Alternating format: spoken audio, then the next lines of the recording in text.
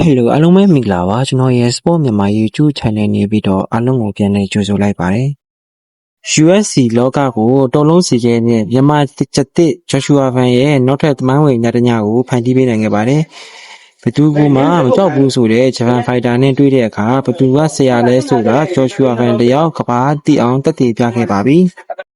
Japan Fighter အားဆုံးမတော်မူက